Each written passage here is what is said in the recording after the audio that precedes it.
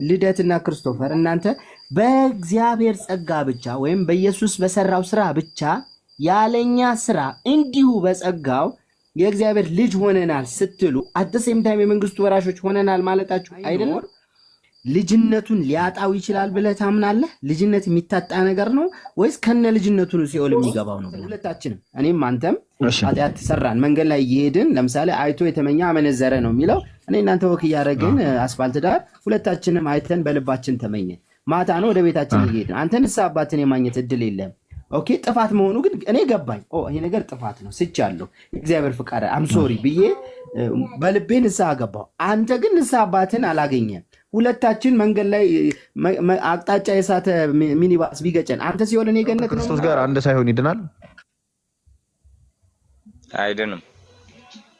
ሰው ከክርስቶስ ከሞቱ ጋር አንድ ሳይሆን ይድናል? አይድንም። እዚህ የመጽሐፍ ቅዱስ ክፍል ላይ መጽሐፍ ቅዱስ እግዚአብሔር ሰው ከኢየሱስ ክርስቶስና ከሞቱ ጋር አንድ የሚሆነው በምንድን ነው አለ?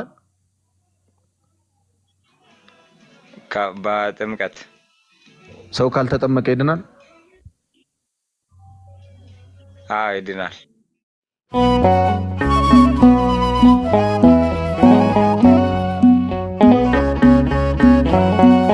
ልደትና ክርስቶፈር እናንተ በእግዚአብሔር ጸጋ ብቻ ወይም በኢየሱስ በሰራው ስራ ብቻ ያለኛ ስራ እንዲሁ በጸጋው የእግዚአብሔር ልጅ ሆነናል ስትሉ አደሴም ታይም የመንግስቱ ወራሾች ሆነናል ማለታችሁ አይደለም? ምን ማለት ነው ይሄ? እኔ ነው ሁለቱ አንድ ናቸው ብዬ ነው ማምነው። መጽሐፍም እንዲያስተምራል ብዬ ነው ማምነው። ልጅ የሆነ ሰው ወራሽ ነኝ ማለት ድፍረቱ የለው? አንድ ጥያቄ። ኦኬ በጣም ጥሩ። እንደምታውቀው የእግዚአብሔር መንግስት የመውረስ ሁኔታ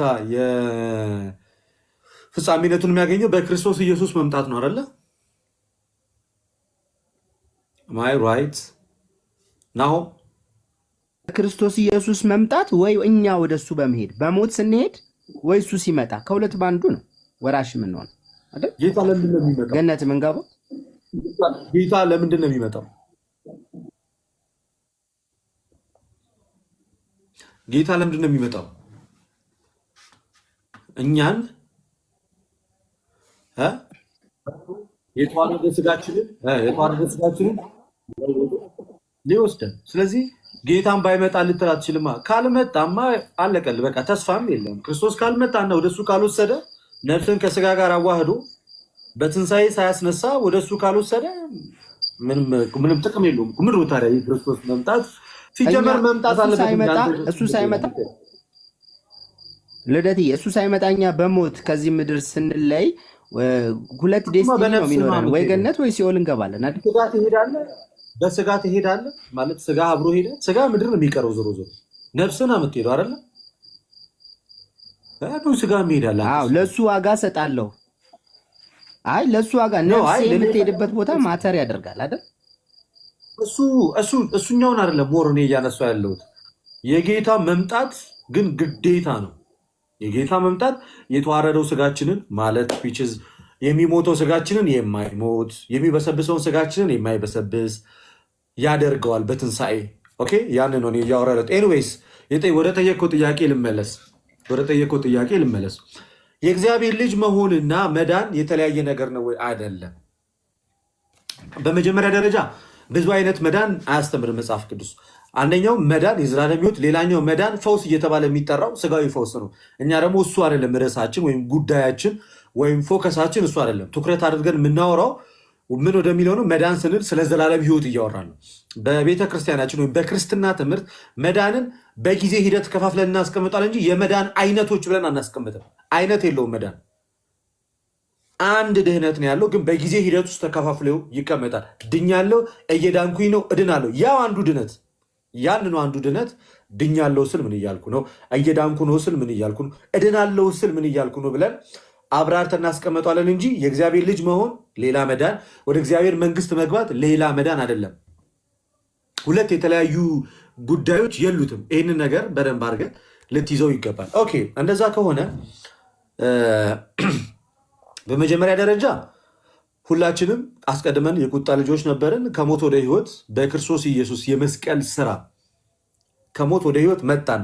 በክርስቶስ ኢየሱስ በመስቀል ስራ ወይም ደግሞ በጸጋው መጣ። ልክ ኤፌሶን 2:8 ላይ ጸጋው በእምነት አድኗቸዋል ማንም እንዳይመካ ከስራ አይደለም እንዲል መጽሐፍ ማለት ነው።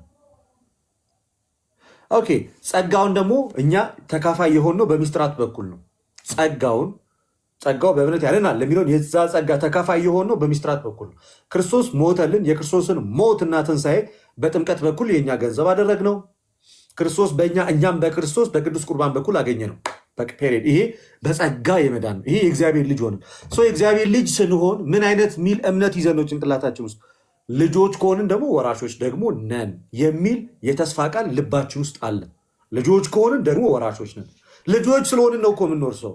ልጅ መሆን ሌላ መውረስ ሌላ አይደለም። ለዚህም የመጽሐፍ ቅዱስ ጥቅስን ላስቀምጥ። ኦኬ ሮሜ ምዕራፍ 8 ቁጥር 16 ጀምሮ እንደዚህ ነው። የእግዚአብሔር ልጆች መሆናችንን ያ መንፈስ ራሱ ከመንፈሳችን ጋር ይመሰክራል። ምን መሆናችን? ልጅ መሆናችን። ለምን? ከውሃና ከመንፈስ ስለሆነ የተወለድነው አባትና ልጅ። እግዚአብሔር አባት፣ እኛ ልጆች። አንድ ምስክርነት የሚኖረን ከምን አንጻር? ከተቀበልነው መንፈስ አንጻር። የእግዚአብሔርን መንፈስ ስለተቀበለን ያ መንፈስ ከመንፈሳችን ጋር ይመሰክራል። ዳግም ውልደታችን ያ ነው። ልጆች ከሆንን ደግሞ ወርሳችኋል አይደለም እያለ ያለ ጳውሎስ፣ ወራሾች ደግሞ ነን። ምክንያቱም ወራሾች ነን ማለት ሂደታዊ ነው። ወደፊት ስለሚሆን ነገር ይነግራል። አዎ ልጅ በልጅነት መንፈስ እስከቆየ ድረስ አባቱን እስካልካደ ድረስ ከአባቱ ጋር እስካልተለያየ እስካልተቀያየመ በቃኝ ብሎ እስካልወጣ ድረስ የምርም እንደ ልጅ ሆኖ በአባቱ ቤት እስከቆየ ድረስ የአባቱን ውርስ ወይም የአባቱን መንግስት የማይወርስበት አንዳች ምክንያት የለውም። ስለዚህ ምን ብሎ ተናገረ? ልጆች ከሆንን ደግሞ ወራሾች ነን አለ። ቁጥር 17 ማለት የእግዚአብሔር ወራሾች ነን ማለት የአባታችንን ቤት እንወርሳለን። ከዛ በኋላ ቀጠል አለና አብረን ደግሞ እንድንከብር መክበር ያስፈልጋል። ፍጻሜ ያስፈልገዋል። አብረን እንድንከብር አለ። ከማን ጋር? ከኢየሱስ ጋር አብረን እንድንከብር አብረን መከራ ብንቀበል አለ። አብሮ መከራ መቀበል አለ። አብረን መከራ ብንቀበል ከክርስቶስ ጋር አብረን ወራሾች ነን። ለእኛ ይገለጥ ዘንድ ካለው ክብር ጋር ቢመዛዘን የአሁኑ ዘመን ስቃይ ምንም እንዳልሆነ አስባለሁ። የፍጥረት ናፍቆት የእግዚአብሔር ልጅ መገለጥ ይጠባበቃልና።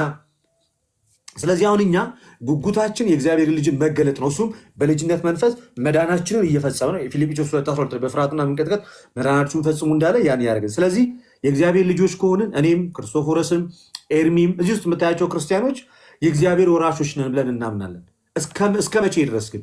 እኛ በህይወት እስካለን ድረስ ምን እስካለን ድረስ በልጅነት መንፈስ ውስጥ እግዚአብሔርን እንደ አባት እኛ እንደ ልጅ ልክ እንደ ልጅ ማለት እንደ በጎና መልካም ልጅ ታምነን እስከቆየን ድረስ መንግስቱን የማንወርስበት ምንም ምክንያት የለም።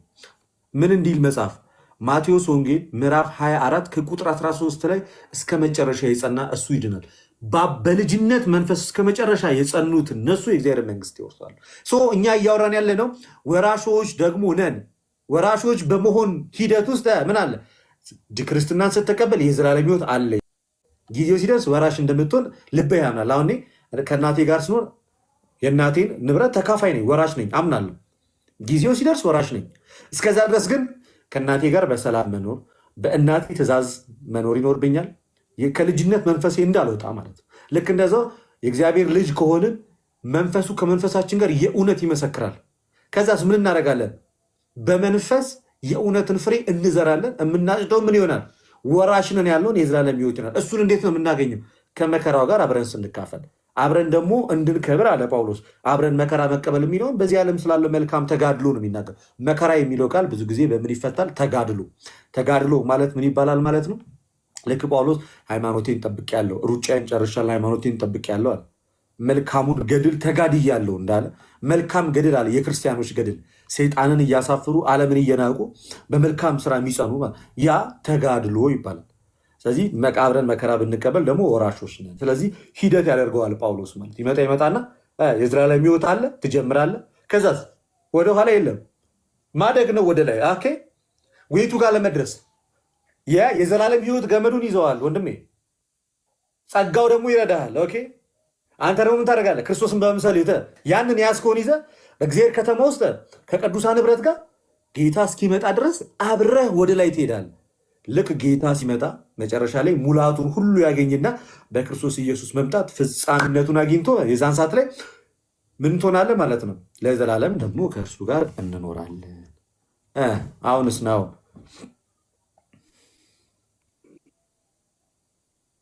እውነት ለመናገር አንተ ይህንን በመረዳት አንዲት የምጥለው ነገር የለኝም። አሁን ከተናገርከው አንዲት ደስ እያለኝ ነው ስሰማ የቆየሁት። ምንድን ነው ታዲያ አሁን አንተ ንግግር ውስጥ አንተ ንግግር ውስጥ በጸጋው ብቻ ድነናል፣ ይህን መዳናችን ደግሞ መጠበቅ አለብን፣ ምንም ሳልሸራርፍ እንዲሁ ሳላላምጥ የምውጠው ነው። ስለዚህ ምን መሰለህ፣ አንዲት ጥያቄ ብቻ ልጠይቅ፣ እንደው ምናልባት ሚስ አንደርስታንዲንግ ካለ የእውነት ልደት አላልክማ። የዘላለም ሕይወት ለመውረስ ብቻን ተዋት። የዘላለም ሕይወት ለመውረስ መጽናት አለብን፣ ልጅነታችንን መጠበቅ አለብን። 100% እስማማለሁ። ወራሾች ያንን ክርስቶስ መጥቶ እኛን ለመውረስ ከሱ ጋር አንዲት ጥያቄ እየነገርኩ ነው። እሱ ላይ ኦፍኮርስ ምን ጥያቄ አለው? ይህ እውነት እኮ ነው። ምን ይላል? በክርስቶስ ኢየሱስ እንዲህ ይላል ቃሉም፣ በክርስቶስ ኢየሱስ እግዚአብሔር ሊመስሉ የሚወዱ ሁሉ ይሰደዳሉ ይላል። ቃሉም ይደግፋል። የክርስትና ህይወት አልጋ ባልጋ አይደለም። ዕለት ዕለት ሊከተለኝ የሚወድ ራሱን ይካድ መስቀሉንም ተሸክሞ ዕለት ዕለት ይከተለኝ ይላል። ራስን መካድና መስቀልን መሸከም የክርስቶስን የመከተል መገለጫ ነው። ናሆሜ ገላትያ ላይ ቅድም ጠቅሼልህ ነበር። መንፈሱ ከመንፈሳችን ጋር ሲመሰክር ምን እንደምናደርግ ገላትያ 6 ላይ ምን አለ? ከቁጥር 7 ላይ አትሳቱ አለ፣ እግዚአብሔር አይዘበትበትም አለ። ሰው የሚዘራውን ሁሉ ያንኑ ደግሞ ያጭዳል። ክፉን የሚዘራ ክፉን ያጭዳል፣ መልካም የሚዘራ ደግሞ መልካምን ነገር ያጭዳል። ሰው የዘራውን ሰው ስንዴ ዘርቶ ገብስ አይጠብቅም፣ ገብስ ዘርቶ ስንዴ አይጠብቅም። በቆሎ ዘርተ ጤፍ አትጠብቅም። የዘራኸውን ነው አብዝተ የምታገኘው። ኦኬ። ስለዚህ ምን አለ? በገዛ ስጋው የሚዘራ ከስጋ መበስበስን ያጭዳል። በገዛ ስጋው እያለ የሚናገረው የስጋ ኃጢአት አሸንፎት በስጋው ክፋት ኃጢአትን የሚዘራ ሰው ያው መበስበስን ያጭዳል ማለት መጥፋትን ነው። መበስበስ የሚለውን መጥፋት ጋር የሚያያዝ ጉዳይ ነው። ከዛስ በመንፈስ ግን የሚዘራ አለ ሉክ፣ በመንፈስ ግን የሚዘራ ከመንፈስ የዘላለም ሕይወት ያጭዳል። ይሄን ነው የምንለው እኛ ክርስቲያኖች። መንፈሱ ከመንፈሳችን ጋር ይመሰክርልናል። አዎ ልጆች ከሆንን ወራሾች ነን። መንፈሱ ከመንፈሳችን ጋር ይመሰክራል። ስለዚህ በመንፈስ እንዘራለን፣ ጸጋው ያግዘናል። በመንፈስ እንዘራ የዘላለም ሕይወትን እንደ እግዚአብሔር ፍቃድ እናጭዳለን። ስለዚህም ጳውሎስ ምን አለ መሰለ? ባንዝል አለ ቁጥር 9 ላይ ባንዝል በጊዜው እናጭዳለን፣ መልካም ስራ ለመስራት አንታክታለን። ባንዝል በጊዜው ምን እንላለን? እናጭዳለን። ስለዚህ መልካም ስራ ለመስራት አንታክታለን። ስለዚህ ክርስቲያኖች መልካም ስራ ለማድረግ እንደ እግዚአብሔር ጸጋ አንታክትም። ምን ለማድረግ? የዘላለም ሕይወትን ለማጨድ። ለምንድን ነው የምናጭደው? የምናጭደውማ የአባታችን ስለሆነ እኮ የአባታችን እርሻ ስለሆነ ነው። ኦኬ፣ አንድ ጥያቄ ልጠይቅ ግልጽ እንደሆነልኝ። አንድ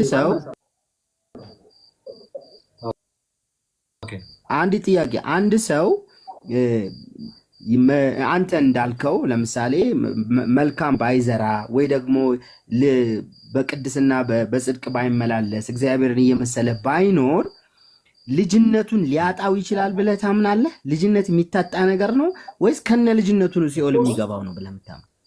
100% ያው ሲኦል ገባ ከእግዚአብሔር ተለየ ማለት ልጅነቱ ሉዝ ያደርገዋል። ኦኬ። ስለዚህ እንግዲህ ሰው ልጅነቱ ውስጥ ማለት የዘላለም ሕይወትን መውረስ አለ። አት ሴም ታይም ምንድነው የዘላለም ሕይወት መውረስ ማለት? ምን ማለት ነው? እኛ ዕለት ዕለት ፈቅደን በእግዚአብሔር ቤት ከኖርን እንደ እግዚአብሔር መርህ ከኖርን ማለት እንደሆነ እሱን አስምርበትና ያዘ። ስለዚህ ልጅ ከሆንን ማለት የእግዚአብሔር ልጅ ካልሆንክ አትወርስም። ገና ከጀምሩ ልጅ ለመሆን እንደ አዲስ ትወለዳለህ። ልጅ ከሆንክ ደግሞ የልጅነት ስራን ትሰራለህ። አሁን እኮ ምን እንደማለት ነው? እንዲህ ይላል መሰለህ ቲቶ ላይ በጣም ግልጽ የሆነ ነገር ስለሚያስቀምጥ ቲቶ 3:14 ላይ ጥቅሷንም በዛው ያዛት። ቲቶ 3:14 ላይ ጳውሎስ እንዲህ ብሎ ይመክራቸዋል። ለቲቶ ነው ይሄንን መልእክት እንዲያስተላልፍ ምን ይለዋል መሰለህ? ከወገናችንም ያሉት ደግሞ ፍሬ ቢሶች ሆነው እንዳይቀሩ አለ። ከወገናችን ማለት ከኛ ጋር ያሉት ማለት ፍሬ ቢስ ሆነው እንዳይቀሩ። ፍሬ ቢስ ከሆኑ ይቆረጣሉ እንደተናገረ። ፍሬ የማያፈራውን በእኔ ያለውን ቅርንጫፍ ሁሉ ያስወግደዋል አለ ዮሐንስ ወንጌል 15 ላይ። ምን ፍሬ የማያፈራውን በእኔ ያለውን ቅርንጫፍ ያስወግደዋል። ስለዚህ ጳውሎስ ይህንን የጌታን ወንጌል ስለሚያውቅ ምን አለ? ከወገናችንም ያሉት ደግሞ ፍሬ ቢሶች ሆኖ እንዳይቀሩ አለ። የግድ ስለሚያስፈልግ የግድ ነሰሰርሊ መልካም ስራ ያስፈልጋል። ነሰሰርሊ ምን አለ? የግድ ስለሚያስፈልግ ነገር በመልካም ስራ እንዲጸኑ ይማሯል። በመልካም ስራ ምን እንዲሉ? እንዲጸኑ። ለምን? የግድ ስለሚያስፈልግ። ፍሬ ቢስ መሆን ያስጠፋል። ፍሬ ማፍራት ደግሞ በመንፈስ መዝራት ስለሆነ የዘላለም ሕይወት ያሳጭዳል ስልህ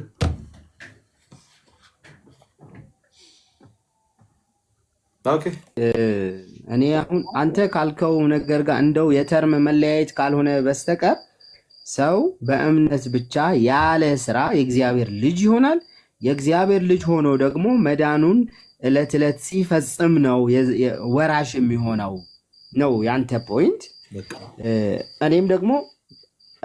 እኔም ደግሞ በዚህ እስማማለሁ። ሰው ያለ ስራ ይድናል። ይድናል ማለት ምን ማለት ነው? አሁን ልዩነታችን ምንድን ነው? አንተ መዳን ብለህ ቀጥሎ ረጅም ላይፍ ስፓን ታያለህ። እኔ ግን ልክ ዳንኩኝ ብዬ የእግዚአብሔር ልጅ እንደሆንኩኝ በዛ ሞመንት ብሞት ምንም ስራ ባልሰራ የዘላለም ሕይወትን እወርሳለሁ። ስለዚህ ዞሮ ዞሮ አንተ ቆይታን ታስባለህ፣ እኔ ወዲያውን አስባለሁ። ዛሬ ላይ አሁን ወራሽ ነው ወይ ብትለኝ እኔ አዎ ወራሽ ነኝ፣ ልጅ ስለሆንኩ። በምን ልጅ ስለሆንኩ? በነፃ ልጅ ስለሆንኩ። አንዴ ገላትያ ላይ ያለውን ገላትያ ላይ ስለ አንዲት ነገር ላስረዳ። ገላትያ ላይ ምን አለ? አትሳቱ እግዚአብሔር አይዘበትበትም ማለት 6:7 ላይ ገላትያ 6:7 ሚዩት ያላደረጋችሁ ሰዎች አላችሁ እንዴ? ኦኬ ገላትያ 6:7 ላይ እንደዚህ አለ።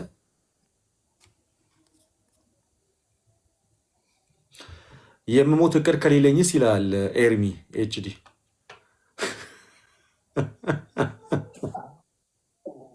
የሚለው ነው። አትሞቱም፣ አይዟችሁ እግዚአብሔር እድሜ ይሰጣችኋል። እንዲህ በኢየሱስ ብሞት እኮ ወንጌል አይደለም። ብንኖር ጌታ ቢፈቅድ ብንኖር መልካም እንስራ፣ ብንሞት እግዚአብሔር እጅ ላይ ነው ያለ ነው። የእግዚአብሔር ልጆች ሆነን ብንሞት አየህ እግዚአብሔር አለን። የእግዚአብሔር ልጆች ሳንሆን እንዳንሞት እኮ ነው መልካም ስራ እንስራ የሚባለው፣ እንዳንቆረጥ። አየህ መቆረጥ ማለት መሞት ማለት ነው። ባይዘው ሳትሞት በፊት በህይወት እያለ ዝም ተብለህ ሳትክድ አትቆረጥም። ሞት እኮ ስለ ፊዚካል ሞት ነው። ፊዚካል ሞት ነው። ፊዚካል ሞት ነው ያልኩህ። ፊዚካል ሞት ለምሳሌ አንድ ሰው ታይቶ ማለት ነው። ደም በወይን ጠባቂ ምሳሌ መሰረት ያስረዳል አይደል መጽሐፍ ሲናገር ምን ይላል? እቺን ፍሬ አላየሁባትም ቁረጣት ሲለው ቆይ ትንሽ ልኮትኩታት ያ እና በኋላ ከአመት በኋላ ግን ካላፈራች ትቆርጣታለህ ብሎ ትሄዳል። ሰው እስኪመለስ በህይወት ሙሉ ሲኖር የምን ጊዜ የንስሐ ጊዜ አለው። አሁን ብንሞት ብሎ ወንጌል የለም። አሁን ምን ይባላል? አንዳንድ ጊዜ ስለ ጥምቀትም ሲወራ አምኖ ነው መንገድ ላይ ይሄደ ውሃ ያለበት ቦታ ሳይደርስ ቢሞትስ? ኧረ በኢየሱስ እንደዛ ብሎ አሁን የሰበከ አንድ ሐዋርያ አለ? የለም። እኛ ተስፋችን ህይወት ነው። ህይወት ስለሆነ ተስፋችን ምንድነው የምናደርገው? ብንኖር እግዚአብሔር ቢፈቅድ ብንኖር የታዘዝነውን እንሰራለን። ባንኖር ደግሞ እግዚአብሔር ነው የሚገለን። የሚገል እግዚአብሔር ነው፣ የሚያድን እግዚአብሔር ነው። እግዚአብሔር ይገላል፣ ያድናል፣ ወደ ሲኦል ያስገባል፣ ከሲኦል የሚያስወጣል ነው የሚለው ቃሉ። ስለዚህ ይህ ሁሉ ስልጣን በእግዚአብሔር ስልጣን ላይ ገብቶ እኛ ሀሳባችንን አንሰጥም በዛ ነገር ላይ። ግን ደግሞ በጣም ግልጽ ነው ሀሳብ ያንተም ጥሩ ነው። ቆይ ያንተም ሀሳብ ብዙ የራቀ አይደለም።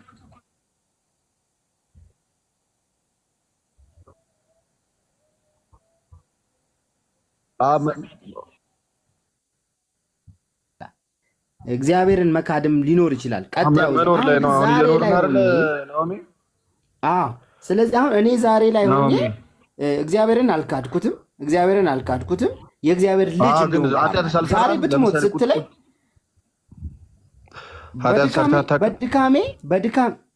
በድካሜ አይደለማ የምቀጣው፣ በአመፅ ነው የምቀጣው። አሁን ይሄ እኮ ነው ፖይንቱ።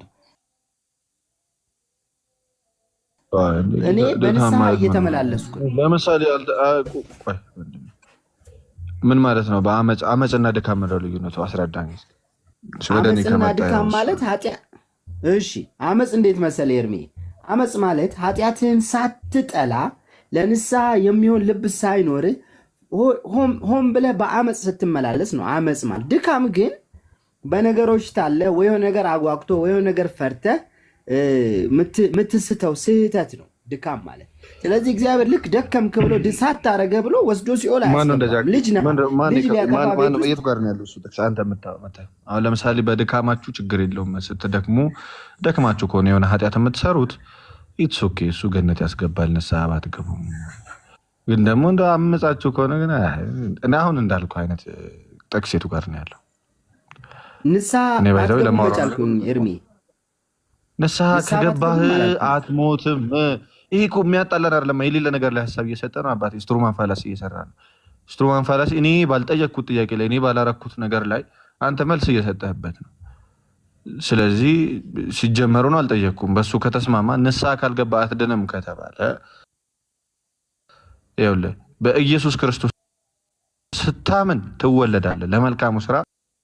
ምን ይላል ኤፌሶን 2:8-10 ስታነበው ጸጋው በእምነት አድኗቸዋል ይል የለ? ይህም ከእናንተ አይደለም ካለ በኋላ ምን ይላል? ያ እኛ ፍጥረቱ ነንና እንመላለስበት ዘንድ እግዚአብሔር አስቀድሞ ላዘጋጀው መልካሙን ስራ ለመስራት በክርስቶስ ኢየሱስ ተፈጠርን ይል የለ? ስለዚህ በክርስቶስ ኢየሱስ ትፈጠራለህ። ማመን ማለት የመጀመሪያው በክርስቶስ ኢየሱስ መፈጠር ነው። አረ እንዴ አምነህ በሚስጥራት በኩል ከክርስቶስ ከእግዚአብሔር ትወለዳለህ። ያለኛ ስራ ባይዘው ሚስጥራት ሁሉ ጥምቀት የኛ ስራ አይደለም። ስጋና ደግሞ የኛ ስራ አይደለም። ስለዚህ በዛ በኩል ከተፈጠርክ በኋላ አንድ ሰው ደግሞ ሲፈጠር ሊኖር ነው የሚፈጠረው።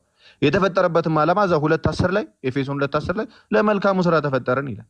ቲቶ 3 ላይ እንዳለ ያ ፍሬ ምንድን ነው ይላል? መልካም ስራ ነው ይላል አይደል? ፍሬ ካላፈራ ትቆረጣለህ። ካልሞት ከልጅነት አይወሰድም። ባይዘው እግዚአብሔር ዝም ብሎ ልጅነትን ንጥቅ አያደርግም። ካልካድክ ወይ ካልሞት ስትሞት ተቆርጠህ ነው ማለት ነው። ፍሬ ሳታፈራ ታይተህ ስትሞት ያለ ንስሐ ስትሞት ተቆርጠህ ነው ማለት ነው። ለንስሐ ሁልጊዜ እግዚአብሔር ይጠብቀናል እኛን እንድንመለስ ማለት ነው።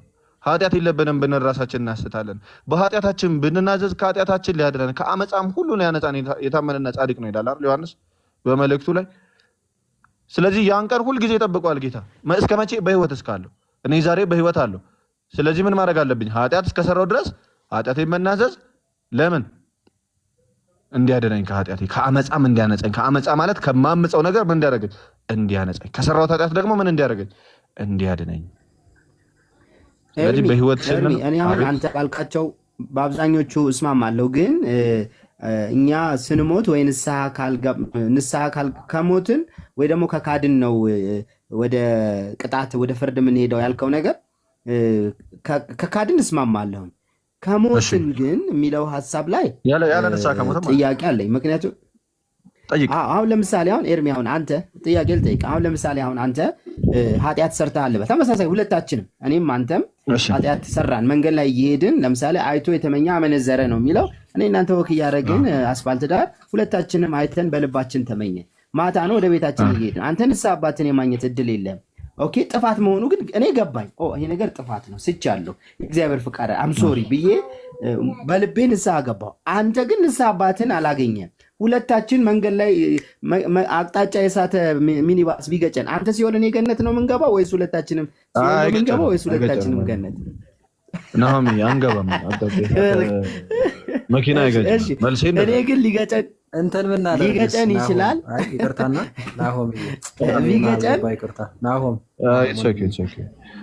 ናሆምዬ ይቅርታ ክርስቶፈር ወይ መልሼ ልግባ አንድ ጊዜ ይቅርታ ትንሽ መውጣት እንትን ማለት አለብኝ። ይቅርታ ሶሪ።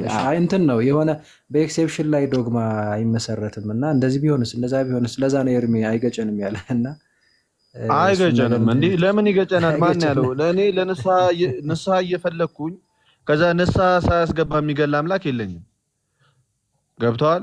ያን የልቤን ፍላጎት ማድረግ ቢገለኝም እርሱ ያውቃል። ምን ለምን እንደገደለኝ ያውቃል። ወይ ደግሞ ለምን ሞት ከእግዚአብሔር ነው የሚመጣው ከሰው አይደለም። እና ዝም ብሎ እንደ እግዚአብሔር ምንድነው እንደዚህ አሳዳጅ ማድረግ? ልክ አምኜ ልክ እስከዛሬ ሳይገለኝ ንስሐ ልገባ ስል ጠብቆ ሲገለኝ አስቧል። ኧረ በጌታ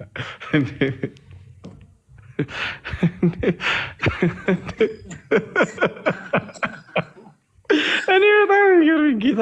ይኸውን ጥምቀትም አልሆን ሲል ይሄ የጥምቀት ትምህርት ባይዘዊ ክርስቶፎር ላይክ በቃ በእርግጠኝነት ይህ ሶሻል ሚዲያ ካለ 2 ዓመት አይቆይም። ጥምቀት አያድንም ምናምን የሚባለው ነገር ስለማያስኬድ ምን ተጀመረ? አሁን እንደው ሰው አምኖ ልክ ሊጠመቅ ሲል ቢሞትስ?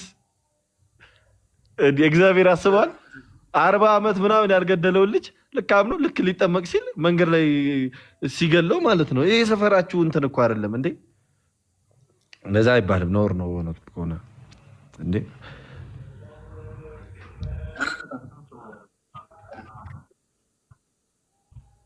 እና እንደዚህ ባሉ ነገሮች እንደዚህ ቢሆንስ? በነገራችን ላይ አሁን እንደዚህ አይነት ጭንቀቶች ካሉባችሁ እና ድንገት በእነዚህ ጭንቀቶች ከሆነ ቃሉን ላለመቀበል ፕሬዚዳንት ወንድሞቻችን የምትደረደሩት ይሄ ፌር አይደለም፣ ትክክል አይደለም። ቃሉን ተቀበሉና ከዛ በኋላ ግን የሚያጋጥሙ እንኳን ገጠመኞች ካሉ ከአቅማችን በላይማ በሆነ ነገር እግዚአብሔር እንዴት አይችልም ይባላል? ማለት ከአቅማችን በላይ በሆነ ነገር እንዴት ይፈርድብናል? እንዴት ይባላል? ለምሳሌ እግዚአብሔር ዓይንንም ጆሮንም ሳይሰጥ አልሰማህምና እንደዚህ አላደረክምና ብሎ ሊፈርድ ይችላል እንዴ? ይሄ በጣም ግልጽ ነገር አይደል እንዴ? አሁን ሊጠመቅ ሲሄድ ተገጭቶ ቢሞትስ? በቃ አንተ አትሞትም። አሁን እኮ ዝናንተ ሁለተኛ ነገር እንደዚህ አይነት ነገር እንኳን ቢያጋጥም በእንደዚህ በመላምት አይደለም ዶግማ የሚመሰል በቃ ትምህርቱ አለ። ትምህርቱን ይዞ ከዛ በኋላ የሚያጋጥሙ እንኳን ሁኔታዎች ካሉ በቃ እሱ ያውቃል። ደግሞም እንደዚህ አይነት ሰው በነገራችን ላይ ስኳር ግዛና ና በቃ ልክ ስትመለስ የሆነ ነገር ሰጣለሁ ስትባል አይ መንገድ ላይ ጋሪ ቢገጨኝና ብሞትስ እንደማለት እኮ ነው። በቃ ተልእኮን እኛ በህይወት አለን ሰዎች። ይህ ወንጌል ወደ ፍጥረት ምን ተብሎ ነው? ወደ ዓለም ሁሉ ሂዱ ወንጌልን ለፍጥረት ስበኩ ሲላቸው ሐዋርያት ምን ይላሉ መሰላቸው? ነው መንገድ ላይ ሳንደርስ እዛ ብንሞትስ? እንደዚህ አይባልም። በቃ እግዚአብሔር ያለንን ነገር ትእዛዙን በህይወት እስካለን መፈጸም ነው። እኛ በህይወት ያለን ሰዎች ነን። ተስፋችን ነገር ነው። እኛ ታማሚዎች አይደለም፣ ቀን እየቆጠርን አይደለም አይደለ እንዴ? እግዚአብሔር እድሜና ጤና ሰጥቶን አኑሮን። በቃ የምትሞቱ ከመሰላችሁ ደግሞ ቶሎ ሄዳችሁ ተጠመቁ። ኑ ቶሎ በሉ። እኔ ኃላፊነት ወስዳለሁ። ባይዘው ቶሎ ሳትሞቱ ለዛ እኮ ነው አሁን እየተሰበካችሁ ያላችሁት እኮ በመኪና ተገጭታችሁ ሳትሞቱ፣ በጋሪ ተገጭታችሁ ሳትሞቱ፣ እንደ ውሃ ውስጥ ሰምጣችሁ ውሃ እንኳን ኤኒዌይስ ይሄ አደጋ ሳይደርስባችሁ በፊት ቶሎ ዳኑ ኑ እንጂ ሞት አይቀርም ለሁላችንም። በቃ የምትሞቱ ከመሰላችሁ ኑና ዳኑ። እንዲህ ብሞትስ እየተባለ ግን ዶክትሪን አይሰራም። ማንም እኔ ከሐዋርያት እኔ ማንም እንደዚህ ብሎ ሲሰብክም ሰምቼ አላቅም። ቤተክርስቲያንም ስንማር ሰምቼ አላቅም። የትም ሀገር የሌለ አዲስ ይሄ ማምለጫ መንገድ ነው ይሄ። በጣም በእውነት ብሞትስ ትኩረት ሁሉ ወደ ማን ነው የሚለው? ወደ ኢየሱስ ነው የሚለው። ወንድማችን ሰላም እግዚአብሔር ይመስገን። እንዴት ናችሁ? እግዚአብሔር ይመስገን ሰላም ነው አለው ጌታ ይባላል። እሺ ከየትኛው ቤተ እምነት ነው ወንድማችን? ከአዳማ ሙሉ ወንጌል። ሙሉ ወንጌል በጣም ጥሩ። አዳማ ሙሉ ወንጌል ራይት። እስኪ አንዳንድ ነገሮች ነውራ። አዳማ ሙሉ ወንጌል ኮንክ ሙሉ ወንጌል ጥምቀትን ለድህነትን ለመግለጽ ወይም ለመመስከር ብላ ታምናለች። ራይት። እስኪ የቱ ጋር ነው እሱ ጥቅስ ያለው መጽሐፍ ቅዱስ ላይ ያሳይ። ምን የሚለው? ጥምቀት ድህነትን ለመግለጽ የሚል ወይም ደግሞ ለመመስከር የሚል ጥቅስ ዶክትሪኑ ላይ ያለው ጥቅስ መጽሐፍ ቅዱስ ላይ ያሳየኝ። እኔ እንደዚህ ዲቴል መጽሐፍ ቅዱስን በቃል በቃል ወይም ደግሞ እስከነ ቁጥሩ ባላነብም ግን ያመነ እየተጠመቀ ይድናል ይላል። ያ ማለት ያመነ እየተጠመቀ ማለት በውሃ ጥምቀት ሳይሆን። ጥያቄን ሰምተኸኛል? የውሃ ጥምቀት ብለኸኛል። እኛ አሁን የውሃ ጥምቀት ያድናል ብለን እናምናለን። ለምን? በክርስቶስ ትንሣኤ ላይ በክርስቶስ ደም ላይ የተመሰረተ ስለሆነ። ይህንን ቃል በቃል መጽሐፍ ቅዱስ ላይ ያሳይሃለሁ። የውሃ ጥምቀት በክርስቶስ ትንሣኤ ስለሆነ የተመሰረተው ወይም ደግሞ በክርስቶስ ትንሣኤ ስለሆነ ኃይሉ ማለት ነው። ሰው ከክርስቶስ ትንሣኤ ከክርስቶስ ሞት የተነሳ የውሃ ጥምቀት ያድናል የሚል ቃል በቃል መጽሐፍ ቅዱስ ላይ ያሳያለሁ። እናንተ ጋር ያለው ዶክትሪን አይ ጥምቀት ለድህነት ሳይሆን አውጥቻ ያሳያለሁ። እንደው አማኑኤል ቤተክርስቲያንም እንደዛ ይላል። ጥምቀት ለድህነት ሳይሆን እንደው ድህነታችንን ለመመስከር ትላለች አማኑኤል ቤተክርስቲያን። ሙሉ ወንጌል ደግሞ ቀየር አድርጋ ለመግለጽ ትላለች፣ መዳናችንን ለመግለጽ ትላለች። ስለዚህ ለመግለጽ የሚለውን ቃል ድህነትን ወይም ደግሞ ለመግለጽ ወይም ለመመስከር የሚለውን ቃል መጽሐፍ ቅዱስ ላይ አለ ወይ? መጽሐፍ ቅዱስ ላይ አለ። እስኪ የቱ ጋር? ጳውሎስ የጻፈው መልእክት ነው ይመስለኛል። ግን ሞቱን በሚመስል ምሳሌ ከተባበርን ትንሣኤውንም በሚመስል ትንሣኤ ደግሞ እንካፈላለን ተብሎ ተጽፏል። የጥቅሱን እንትን አልሰጠውም። ሮሜ 6 ላይ ነው ያለው። አሁን አንተ እንዳልከው ባይሆንም ሮሜ 6:3 ጀምሮ ነው ያለው። አሁን ያልከው ሀሳቡም የለም። አክቹዋሊ ሞቱን በሚመስል ምሳሌ አይልም። ሞቱን በሚመስል ሞት ከእርሱ ጋር እንተባበራለን ይላል። ያ ማለት ለመግለጽ ማለት ነው። ከተባበርን ትንሣኤውንም በሚመስል ትንሣኤ ደግሞ እንተባበራለን ተብሎ ተጽፏል። እስኪ አንድ በአንድ እንትን እያደረግ ታስረዳኛለህ። ልደት ካለ አስፋኝ እስኪ። ይኸው አሁን ያልከውን ጥቅስ ላውጣልህና አንድ በአንድ ታስረዳኛለህ እንዴት መግለጽ እንደሚሆን ማለት ነው። እሺ ይኸው አንብብ፣ ከ3 ጀምሮ አንብበው። ትንሽ ብዙ ቀረብ አላለም። እሺ አሁንስ? እሺ ወይስ ከክርስቶስ ኢየሱስ ጋር እንድንሆን አንድ እንሆን ዘንድ የተጠመቅን ሁላችን ከሞቱ ጋር አንድ እንሆን ዘንድ እንደተጠመቅን አታውቁምን ይላል። ሪላክስ አድርግ። ችግር የለውም። አንዳንድ ቃላቶች ስለሚል ልትልትል ትችላለህ። ስለዚህ ምን ይላል ይህ ቃል? ወይስ ከክርስቶስ ኢየሱስ ጋር አንድ እንሆን ዘንድ የተጠመቅን ሁላችን ከሞቱ ጋር አንድ እንሆን ዘንድ እንደተጠመቅን አታውቁምን ይላል። ስለዚህ ለምንድነው የምንጠመቀው? እስኪ 3 እንደዛ እያለ ነው። ከክርስቶስ ኢየሱስ ጋር አንድ ለመሆን አይደል? ወይስ እሱን ለመግለጽ ይላል? ለመግለጽ ይላል ወይስ አንድ ለመሆን? ከሞቱ ጋር ደግሞ አንድ ለመሆን አይደል? ክርስቶስ በምድር የሞተው ማለት በምንድን ነው የሚሞተው ስትል፣ በስጋ እንዴት ነው የሞተው? በምን አይነት መንገድ? በመስቀል ላይ በመከራ በመስቀል ላይ ሞተ። ያ መስቀል ደግሞ የኛ ነበር አይደለ? ወይም ደግሞ እኛ የሚገባን መስቀል ነው እሱ የተሰቀለበት አይደል? ለእኛ መሰቀል እያለብን የእኛን ሞት ሞተልን፣ የእኛን መስቀል ተሰቀለልን ነው። ስለዚህ ያን ሞት የምንሞተው ምን ስንሆን ነው እያለ ነው። ከሞቱ ጋር አንድ እንሆን ዘንድ ማለት ክርስቶስ ከመሰቀሉ ጋር ከእሱ ከመስቀሉ ጋር ወይም ከሞቱ ጋር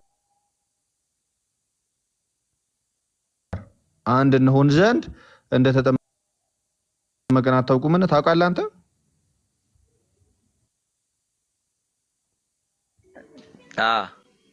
ጎበዝ ወንድማችን ያውቃል። አሁን ሙሉ ወንጌል ነው የማታውቀው ማለት ነው ይሄንን። ስለዚህ ምን ይላል? ከክርስቶስ ኢየሱስ ጋር አንድ ለመሆን እና ከሞቱ ጋር ከስቅለቱ ጋር ደግሞ አንድ ለመሆን ተጠመቅን እያለ ነው አይደለ? ቀጥሎ እስኪ።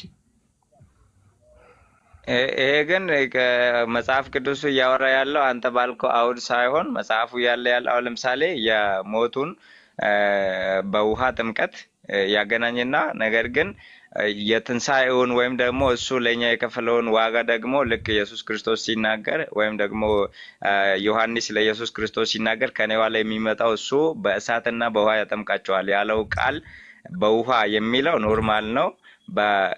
በእሳትና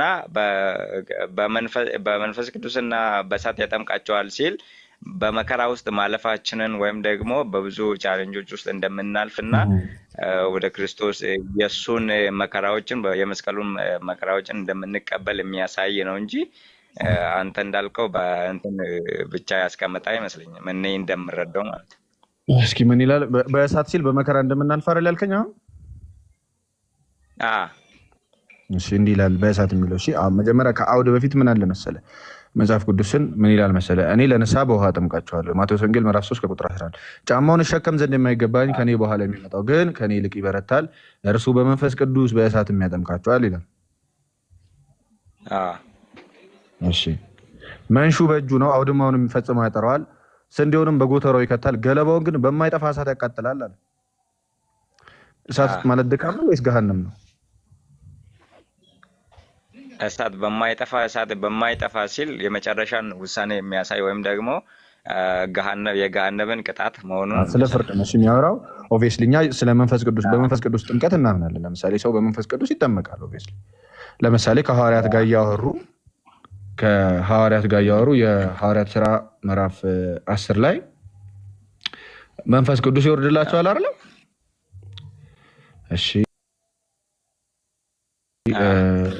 እሺ የቱ ጋር ነው? ጴጥሮስም ከዛ በኋላ ግን መጠመቃቸውን ያቆማሉ እንዴ? እነዚህ እንደኛ መንፈስ ቅዱስን የተቀበሉ እንዳይጠመቁ ውሃን ይከለክላቸው ዘንድ የሚችል ማን ነው አለ። በኢየሱስ ክርስቶስም ይጠመቁ ዘንድ አዘዛቸው ይላል አይደል? ቅድሚያ ግን የተቀበሉት መንፈስ አለ።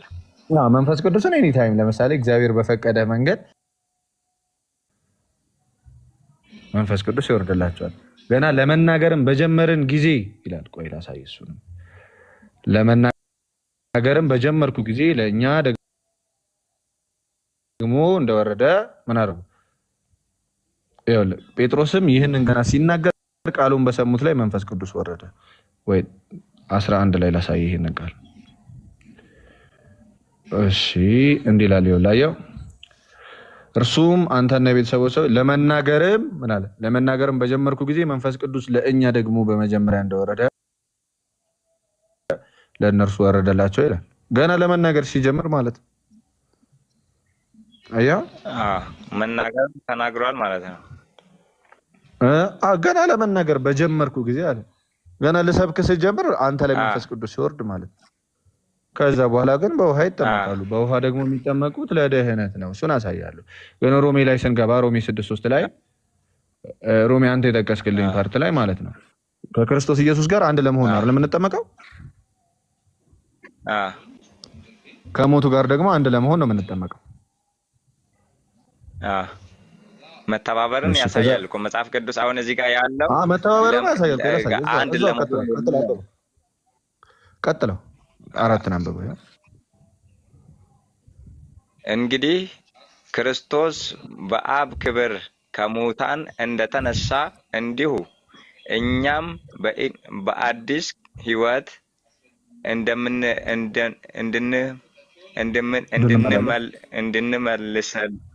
እንድንመላለስ ከሞቱ ጋር አንድ እንሆን ዘንድ በጥምቀት ከእርሱ ጋር ተቀበርን ይላል። በምን ተቀበርን ይላል? በጥምቀት። ቴንኪው። ከላይ ምን አንብበናል? ከክርስቶስ ጋር በጥምቀት አንድ እንሆናለን፣ ከክርስቶስ ጋር በሞቱ አንድ እንሆናለን፣ ከክርስቶስ ጋር በመቀበር አንድ እንሆናለን በጥምቀት። እሺ 5 አንብበው። ሞቱንም በሚመስል ሞት ከእርሱ ጋር ከተባበርን ትንሣኤውን በሚመስል ትንሣኤ ደግሞ ከእርሱ ጋር እንተባበራለን። ቴንኪው። ሞቱን የሚመስለው ሞት የቱን ነው? ለምሳሌ ምንድነው? ጥምቀት ስንጠመቅ ከሞቱ ጋር አንድ እንሆናለን አልተባባልንም? 3 ላይ። ስለዚህ እሱ ደግሞ የሞተው ከሞቱ ጋር አንድ ስንሆን በስቅለት ነው አይደለ? እሱ በስቅለት እኛ ስቅለት በሚመስል እኛ ደግሞ በመጠመቅ ይሄ የእሱን ዋጋ የስቅለቱን ዋጋ እናገኛለን ማለት ነው አይደለ? ከእርሱ ጋር እንተባበራለን። እሺ 6 አንብበው። ከእንግዲህ ወዲህ ለሕይወት እንትኑን ከላዩ ላይ አጥፋና ሰፋ ታደርገዋለህ። ትንሽ ራቅ ስለሚለኝ። ከእንግዲህ ወዲህ ለኃጢአት እንዳንገዛ የኃጢአት ሥጋ ይሻር ዘንድ አሮጌው ሰዋችን ከእርሱ ጋር እንደተሰቀለ እናውቃለን። የሞተው ከኃጢአቱ ጸድቋልና ይላል። አየህ፣ ከእርሱ ጋር የተሰቀልነው በምንድን ነው? ከሞቱ ጋር አንድ ሆነን አይደለ?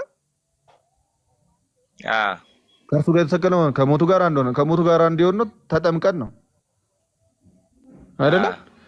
ስለዚህ ሰው ምን ለማድረግ እኛ ምሳሌ አሁን ምንድን ነው እሱ ፕራክቲካሊ ነው። እሱ ፕራክቲካሊ ላይፉን እያሳለፈ ነው። እኛ አሁን በምሳሌ ነው እየገለጸን ያለ ነው እንጂ እኛ እየሰራን ያለ ነው እዚህ ውስጥ አስተዋጽኦ እያደረግን አይደለም። ምሳሌ የሚሌቱ ጋር ነው ብሮ ቅድም ላይ እኮ አለ እኮ ሞቱን በሚመስል ሞት ይልና ትንሣኤውን በሚመስል ትንሣኤ ይላል። አንተን የሚመስል ሰው ማለት የአንተ ምሳሌ ማለት ነው ወይስ ደግሞ ከሞቱ ጋር? ለምሳሌ በሞቱ መምሰል ማለት ምን ማለት ነው? አንተን ለምሳሌ ስራህን በሚመስል ስራ ማለት ነው። ስራዬን በሚመስል ስራ ማለት አክት ነው የሚያሳየው። እኛ ድርጊታችን ያው ስቅለት አይደለም። እኛ ስንጠመቅ ግን ከስቅለቱ ጋር እንካፈላለን አይደል እንዴ? ከሱ ጋር እንተባበራለን ነው የሚለው። ያን አሁን ለምሳሌ አንድ ሰው አሁን ለምሳሌ እኔ በክርስቶስ ኢየሱስ ያመንኩ ሰው ነኝ።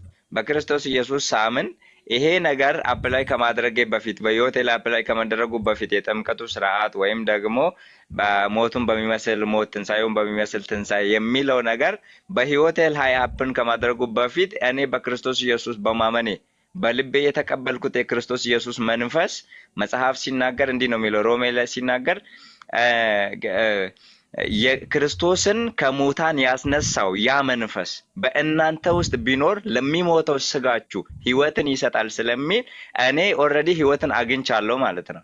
ህይወትን ሳገኝ ደግሞ የህይወትን ምስክርነት መስጠት ስላለብኝ ልክ ቃሉ እዚህ ጋር እንደጻፈልኝ ሞቱን በሚመስል ሞት በመጠመቅ ትንሣኤውን በሚመስል ትንሣኤ ደግሞ የሱን በምድር ላይ ያለው ይሄንን ነገር የማልቀበልበት ኢግኖር የማደርግበት ምክንያት ስለሌለ ይሄ ነገር በህይወቴ ስርዓት ሆኖ የቤተ ክርስቲያን ስርዓት ሆኖ የመዳን ወንጌል መንገድ ሆኖ በእኔ ላይ ይሆናል። ጨረስክ ወንድማችን?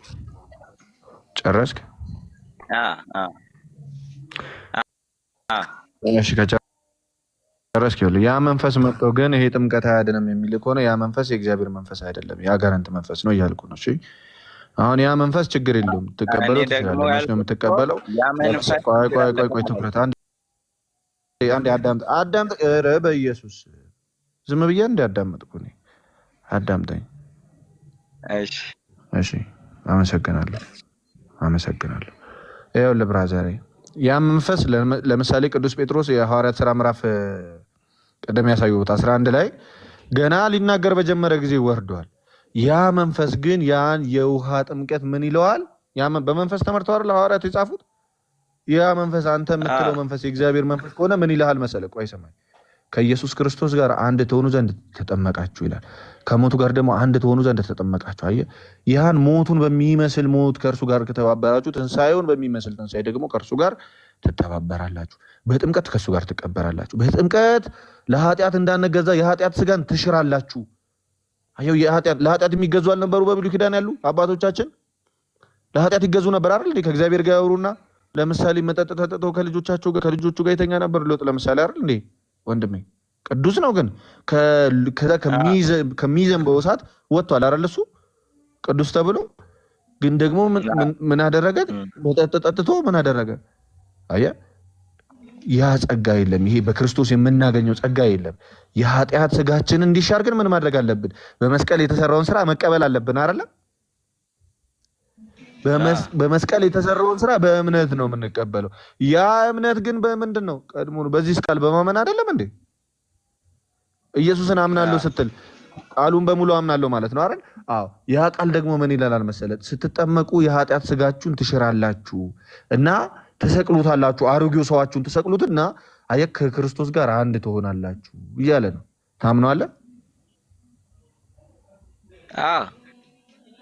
እግዚአብሔር ይመስገን። ካመንከው ሰው ከክርስቶስ ኢየሱስ ኢግኖር ማደርግ በህይወት እያለው ሲጨርስ ታወራለህ። አንዴ ትኩረት ሁሉ ወደ ኢየሱስ። ሰው ከክርስቶስ ኢየሱስ ጋር አንድ ሳይሆን ይድናል? ሊድንም አይችልም። ሰው ከኢየሱስ ክርስቶስ ከሞቱ ጋር አንድ ሳይሆን ይድናል? አይድንም፣ ሊድንም አይችልም አልኩ። የሰው ልጅ ከኢየሱስ ክርስቶስና ከሞቱ ጋር አንድ የሚሆነው በምንድን ነው ይለናል መጽሐፍ ቅዱስ? በጥምቀት ነው። ግን ጥምቀት ስርዓት የሚሆንበት ምክንያት አለ። አሁን እኔ እኮ ልብ ውስጥ ያላመነ በምንድን ነው ይለናል መጽሐፍ ቅዱስ? መጽሐፍ ቅዱስ በምንድን ነው ይለናል? በምንድን ነው የምንተባበረው? በአንድ የምንሆን ይላል። በጥምቀት አለ። አንድ ያስጨርሰኝ። እኔ መጠየቅን ብቻ መልስልኝ። ከዛ እንደዚሁ ታፋጠኛለህ። ችግር የለውም። አንተም እሺ፣ በተራ ሰው ከክርስቶስ ጋር አንድ ሳይሆን ይድናል? አይድንም። ሰው ከክርስቶስ ከሞቱ ጋር አንድ ሳይሆን ይድናል? አይድንም። እዚህ የመጽሐፍ ቅዱስ ክፍል ላይ መጽሐፍ ቅዱስ እግዚአብሔር ሰው ከኢየሱስ ክርስቶስና ከሞቱ ጋር አንድ የሚሆነው በምንድን ነው አለ? በጥምቀት። ሰው ካልተጠመቀ ይድናል? አዎ ይድናል። እግዚአብሔር ይስጥልኝ። እንግዲህ ከታች ያለው ሰው ይሰማል። እሺ የምጠይቀኝ ጥያቄ ካለ ጠይቅ። ቃል ያሰማል። ወንድማችን እኮ እንትን ብለው ነበር እኮ አንድ ነገር ነው። አይ ራስን ብለው ነበር። አንዴ ቆይ፣ ይህችን ብቻ ነው ልደት ይቀጥል። ይኸውልህ ሰው ከጌታ ጋር አንድ ሳይሆን አይድንም አልክ። ይህንን ፕሬሚስ ያዘ። አንድ ሰው ከጌታ ጋር አንድ የሚሆነው በጥምቀት ነው አለ። ያው ራሱ መጽሐፍ ቅዱስን ይዘህ ማለት ነው። ሰው ምንድነው ኮንክሉዥኑ ከዚህ የሚወጣው? ሰው ሳይጠመቅ አይድንም የሚል ነው። በቃ ቃሉ እንደዚህ ነው የሚናገረው። አሁን አንተ ይሄንን ኮንክሉዥን ስትሰራ እንደ ቃሉ አልቀበል አልክ እንጂ በቃ ቃሉ መቀበል ካለብህ እንደዚህ ማለት ነው። ሰው ሳይጠመቅ አይድንም ነው የሚለው። ቃሉን አልቀበልም አላልኩም በፊት ቃሉን አልቀበልም አላልኩም። እኔ እያልኩኝ ያለሁት አሁን መጨረሻ አንዳንድ ጊዜ ቆይ አንዴ ቆይ፣ አይ አልቀበልም ብለሃል። ለምን መሰለ? በተሳሳተ እንትን ላይ እንድታወራ አልፈቅድልህም። ምክንያቱም እንዴት አልቀበልም አልከው መሰለ? ሰው ሳይጠመቅ ይድናል ብሎ መልሶ ሲጠይቅህ ከዛ ሀሳብ አንጻር ልትቀበለው ሲገባ አሁን ከነገርኩ ይሄ እሱም ቅድም ኤርሚዬም ካስቀመጠልህ አንጻር ልትቀበለው ሲገባ ግን ተቃወም። አልቀበልም አልክ። ቃሉን እኮ አልቀበልም ነው ያልከው። ሰው ሳይጠመቅ አይድንም ስትል እኮ ቃሉን አልቀበልም ነው እኮ ያልከው። ምክንያቱም ከጌታ ጋር አንድ ምን ሆነው በጥምቀት ነው። አየው፣ አንድ ሳይሆን ደግሞ ሰው ስለዛ ሰው ሳይጠመቅ አይድንም ነው መልሱ። አንተ ደግሞ ሰው ሳይጠመቅ ይድናል ስትባል ስርዓት ለድነት አይሆንም ነው። እኔ መጀመሪያ የሰው ልጅ መጀመሪያ እኔ የማምነውን ነው አይደለም ለአንተ እንትን የምለው ወይም ደግሞ የተማርኩትን የቤተ ክርስቲያኔን አስተምሮ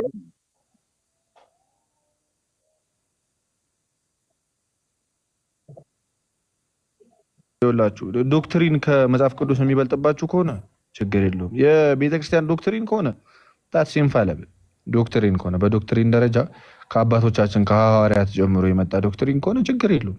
በጉባኤ የመጣ ከሆነ ማለት ነው በአንዲቷ በቅድስት ቤተክርስቲያን በኩል። አሁን ግን የሆነ ሰው ተገለጠልኝ ያለው ዶክትሪን ነው ፋይቭ ሶላስ አይደል እንዴ? የሆነ ሰው ድንገት መጥቶ ምንድነው የሚለው ጌታ ማነው ቅዱስ ጳውሎስ ሲናገር እኛ ከሰበክንላችሁ ወንጌል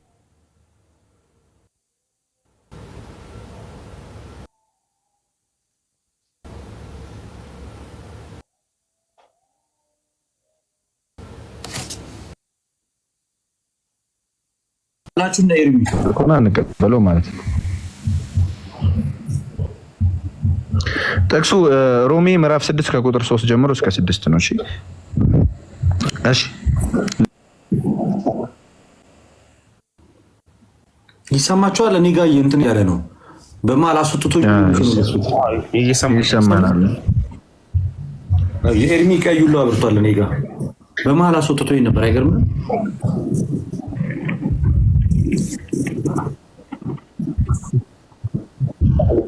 አይ በቃ ዶክትሪን አትከተሉ።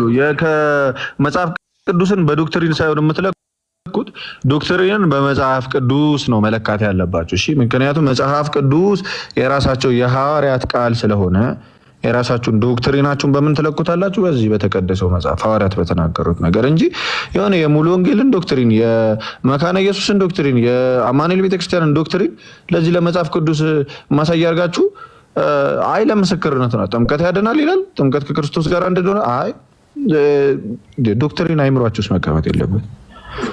ሐዋርያት ምን ይላሉ? ቅዱስ ጳውሎስ ምን ይላል? እናንተ ዶክትሪን ደግሞ በምን የመጣ ነው? 5 ሶላስ አይታወቅም ከሉተር በፊት። ስለዚህ የሆነ ሉተር ያለውን ነገር ለመጽሐፍ ቅዱስ መለኪያነት አታስቀምጡት። ወይ ቤተክርስቲያን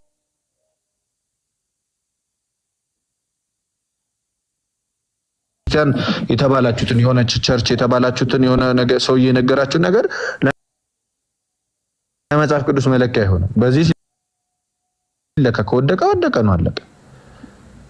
ስለዚህ ከዛ አንፃር ተመልከቱት ወንድሞቻችን ፕሮቴስታንት የምንወዳቸው ወንድሞቻችን ይመቻችሁ። በቃ አንድ ለሌሎችም እድል ይሰጥ ነው የሚዝላርክ